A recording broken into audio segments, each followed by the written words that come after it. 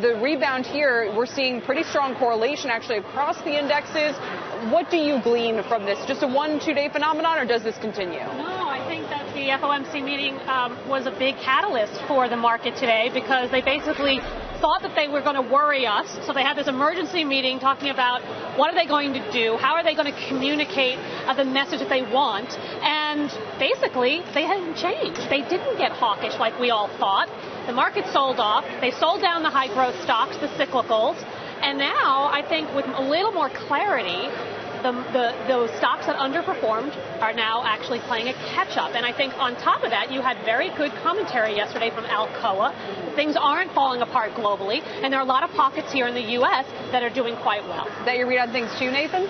It's setting up for a perfect second quarter, Kelly. Here's what's going to happen. For the market? Yeah. All of the weather stuff, oh my goodness. The dog ate my homework, and it was the weather, okay? We're going to put all of that behind us, and all of a sudden we're going to see that this next quarter is actually going to be kind of good. And I believe value is what's going to get the attention at this point, because I think people are still, investors are going to be a little skittish. I like PRF because if you can pick stocks, you're a better person than I am. I like going on and getting all of the large cap value, that'd be PRF, and let it run for a while, because I think people are skeptical. They don't know where to go with their money. The dividend right now in a lot of stocks is better than the Treasury, so why not? And I think that's how to play it. You know, dividends are an interesting point here because they're still pretty low by historical standards, but a lot of companies increasing them lately could be one reason to get involved, even though we're at or near highs here. Dan, Nathan, what say you?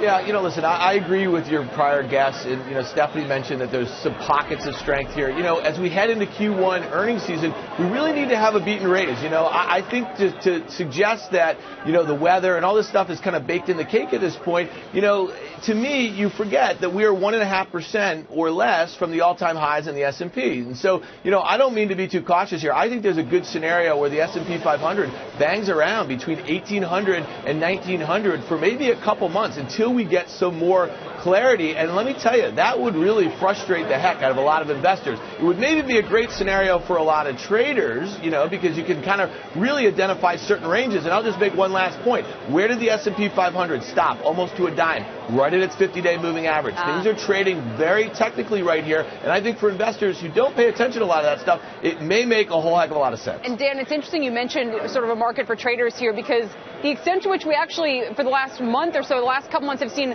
low correlation between a lot of parts of the market. In other words, it kind of has been a stock picker's market. The problem is there actually hasn't been a ton of volume. Today was kind of indicative of that as well.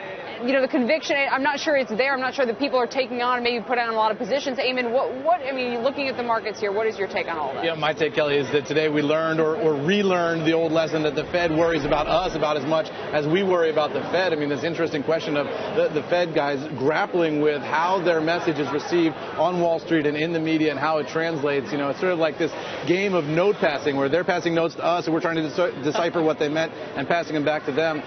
They're spending a lot of time trying to figure out how to send signals to the market that the market can accurately understand. And I think maybe we need a meeting of the minds here, get some people together in the same room at the same time. Isn't that just an absolute waste of time for a central bank? When you think about it, like we said, right. The S&P 500 equities are at all-time highs, and they're worried about a few percent sell-off in the last few weeks, or they're worried about companies that have just gone public in the last year trading at 25 times earnings, declining 30%. To me, it seems ridiculous. But hold on a second, Dan.